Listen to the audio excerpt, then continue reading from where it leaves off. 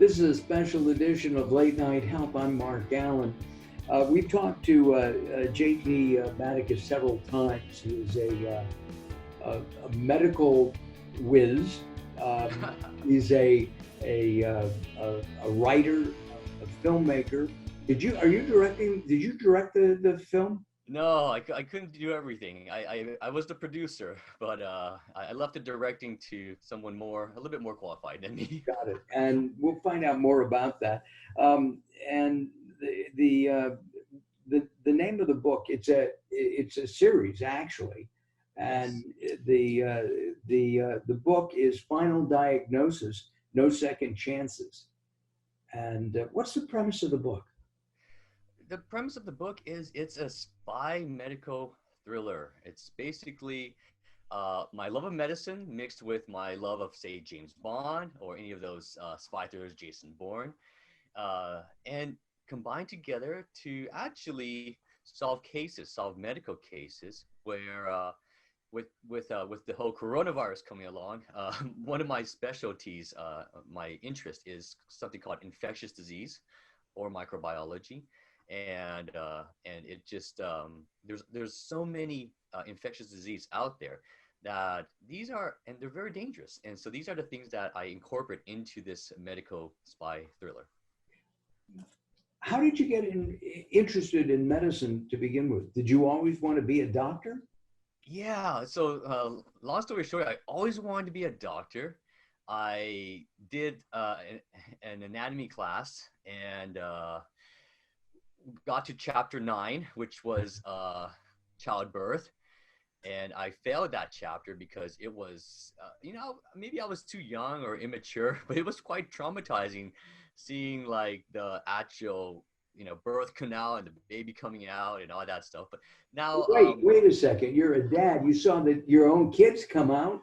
I did, but that was later. So I actually changed fields, went into business, did business, sold pharmaceutical drugs for a good enough time before the dark side took over, let's just say.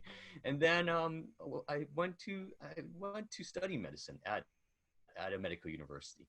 And from there, I overcame my fear of blood and the whole childbirthing thing, and became a father, and actually watched the child come out. It was funny, and it was kind of weird how you evolve as a person. And so, Did you cut the cord? yeah, I didn't, but my first child came out. I was gonna tell you the story. My first child came out, and the nurse was like, "Would you like the honors of cutting the umbilical cord?" And I'm like, "Yeah, done it before. Go for it." And she's like, "But it's your child." I'm like, and the doctor just looked at me. He's like, "It's fine." He cuts it, right? So the second child, I have a son now. So that was my daughter. The second child, my son. As I'm taking my wife to the delivery room, "You will cut the umbilical cord." I'm like, okay. There. Yes, ma'am. Sorry, ma'am. I mean, it didn't have an emotional meaning for me whether I cut it or didn't cut it. I mean, I dissected dead bodies.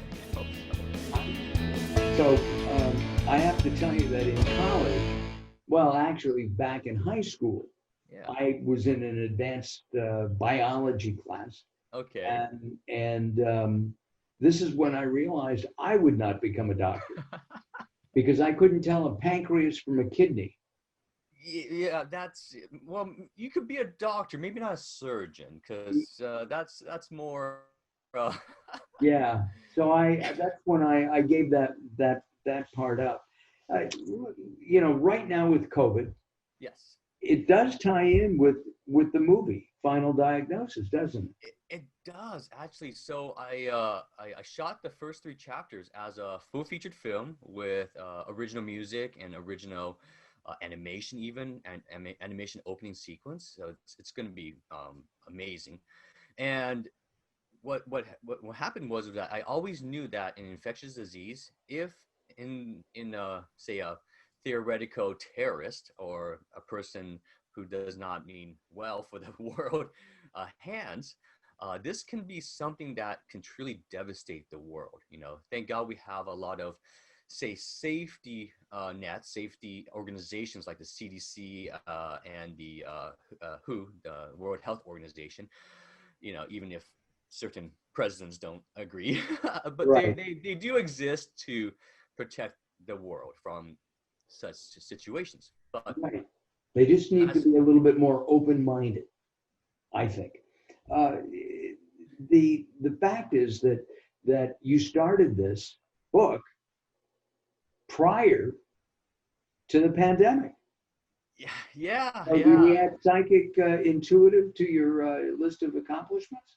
I don't want to get arrested by the FBI, but I always put myself in the character's perspective. So if I was a bad person, no, I'm not. No, okay, thank God I'm not. And I wanted to wreak havoc with the world. What would I do? What virus, what bacteria, parasite, or even fungus would I use to say destroy the world? And so I go in that direction as the villain. Of course, I'm also the hero in solving this and preventing these situations from happening. So I think this is no different than what a lot of the agencies do. They have to imagine themselves as a criminal, a villain, in order to stop them. Otherwise, how would you stop something you don't know? You're right. You know? In writing the book and then producing the film, and I'm assuming that you had, as you were writing the story line, Mhm. that you knew you were going to turn it into a film. That's a That was by whole new, accident. huh? That was by accident. Oh, But okay. go on, go on. My, Go. it's a whole new mindset. I mean, now you've got to hire a director, you've got to hire actors, yeah, you're hiring editors, all of that, the grip and all that. I believe you shot the film in Poland, didn't you? I shot actually parts of it in Poland and parts of it in LA. And what happened was that it was supposed to be a glorified, say, uh, book publicity stunt, right? Where we Right. shot one scene. It was one scene. Um, one scene, One one location. scene. It was supposed to be one scene, one location. I hired a director, hired the actor, and we got the team together. And within the course of 2 months of actually 3 months of preparing to shoot this, the script evolved. We added another scene and then another scene and another location, and it just kept growing and growing and growing, and kind of blew out of proportion. And then when it was all finished in Poland, we decided, well, let's shoot some final scenes in Los Angeles, and it became a full feature. Just Wow. went in It's that direction. also, do you know that producing a movie is like owning a boat? Did you know that? It's sorry, it's a lot like Producing a film is like owning a boat. a boat. Yes. They're both big black holes that you dump money in. Yeah, it's a money pit. It's a It's a money money pit. pit. Exactly. We're talking to our friend JT Madicus. We've talked before.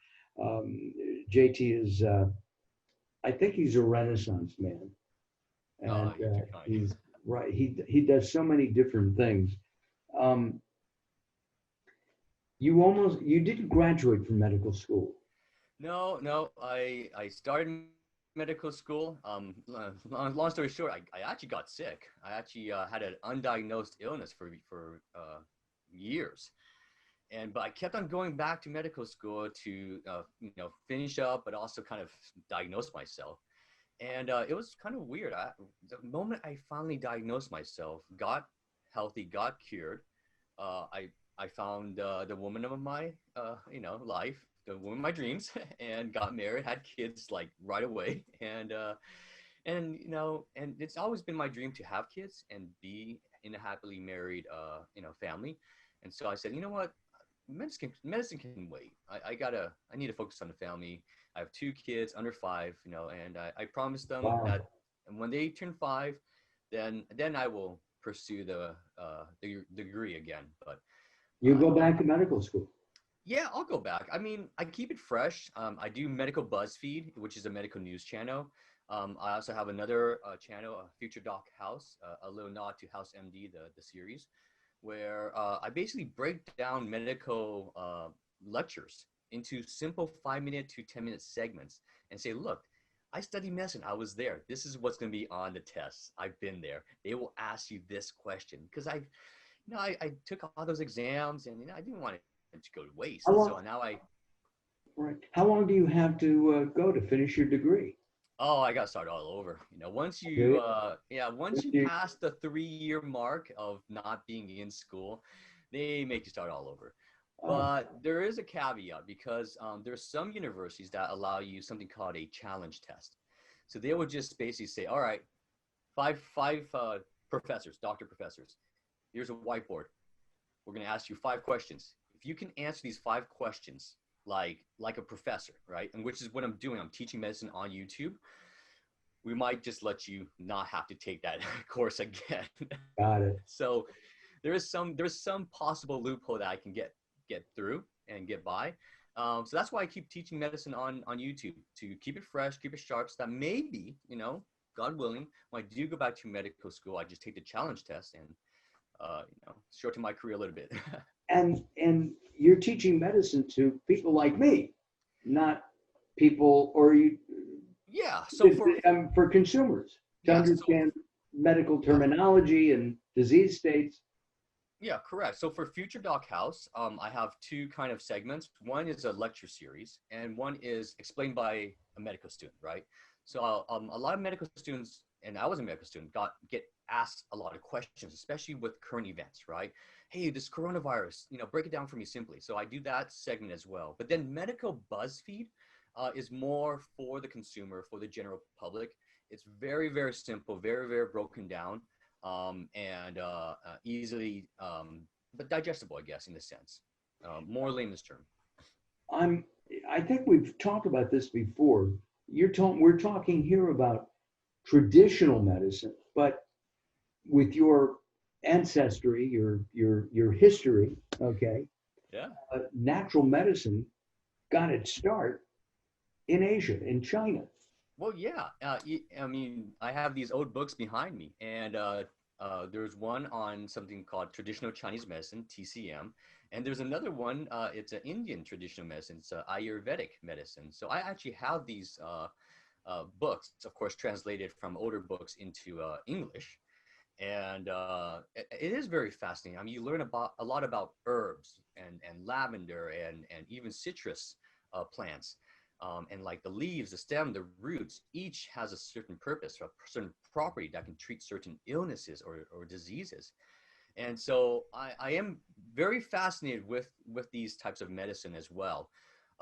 It's always it's a bit of a caveat because with traditional medicine and say modern medicine, there's always this clash of potency and efficacy and safety. Well, I think I think we should have an integrative approach. I And agree. For example, there is, yeah, I mean, for example, without getting into trouble, there is a certain plant, right? And it's illegal. But this plant is actually non-addictive. It's in the same family as the opiate family, okay? But it's non-addictive, and it's a great sedative. It's a great non-addictive sedative. it's not a CBD, It's a part of the opiate family. It's a plant from the opiate family. which Opium. is the opiates are from poppies. Correct. So it's a poppy plant, right? But this plant is a non-addictive sedative. Why wouldn't you use this instead of what those benzos and all those other things that are addictive and can cause a lot of side effects? Why wouldn't you use that?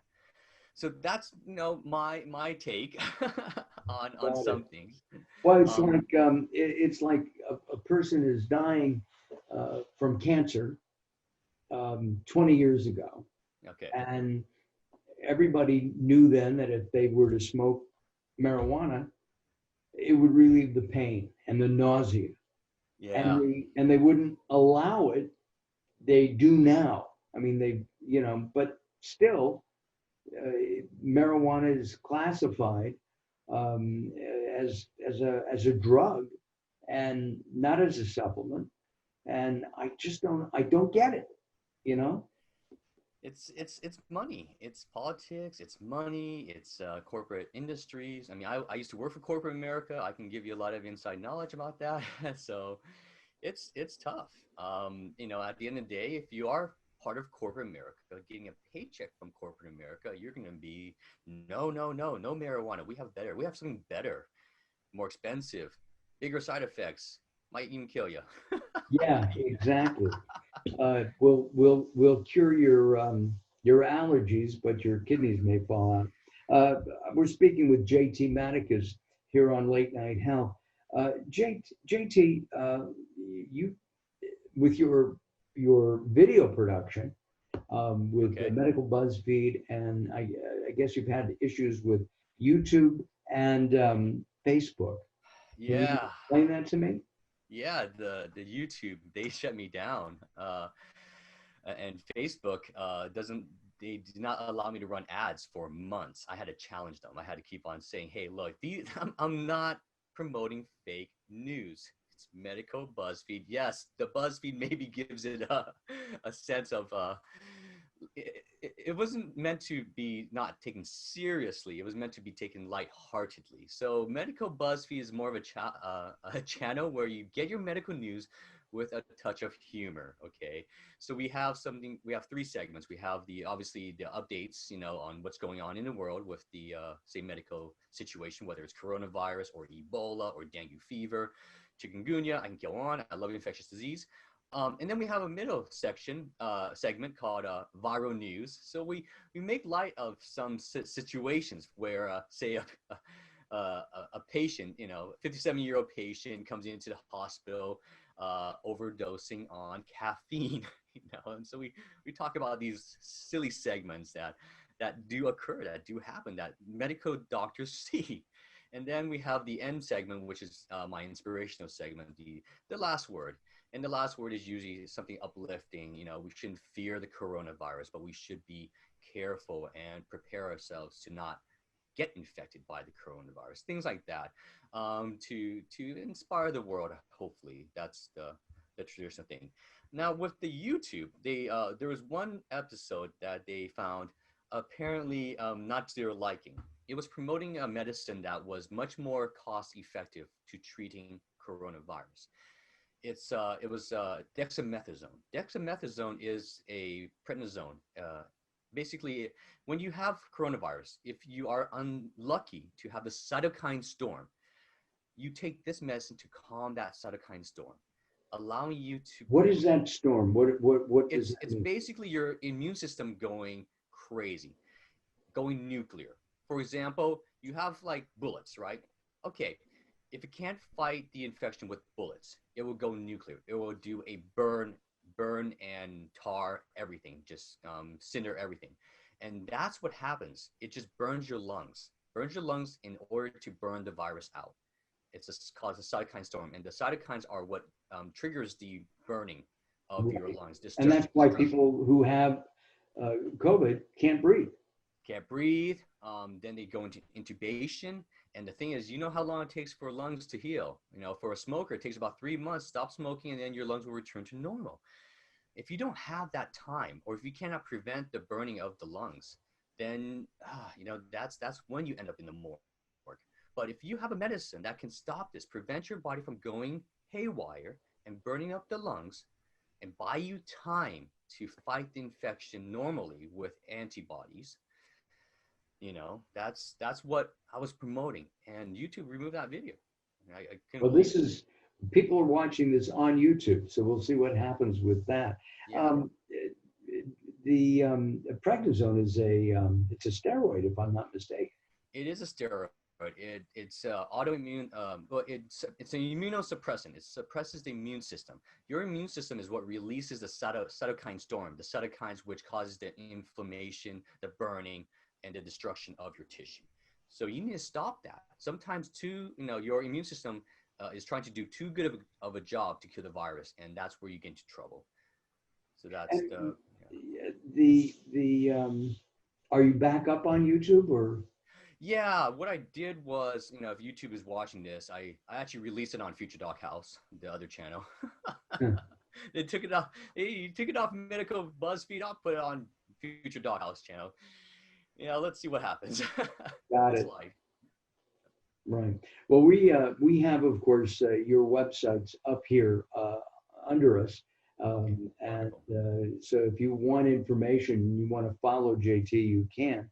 He's been kind enough to say that he'll do a little piece for us on growing old sucks, but it doesn't have to. So thank you very much for that. And I will, you know, it is always so much fun to talk to you. Thanks, Um, Mark. you're welcome. Likewise. And I hope it's mutual. I look Yes, forward to doing likewise, this my friend. again. Yes, let's do it Yeah. again. Yeah. Hey, when I get a trailer, I just saw a sneak peek of the trailer. Yeah. When I get the trailer out to you, let's do this again. How's that All sound? right. Yeah, we'll do that. And we'll All play right. it. We can play that. Okay. All right. We can do that. I think I can edit that in. I am an editor after all. JT, thank you very much. JT Madicus, our guest. I'm Mark Alyn. Join us at latenighthealth.com, latenighthealth.com. We'll see you next time. Bye-bye for now. We did over a half hour there.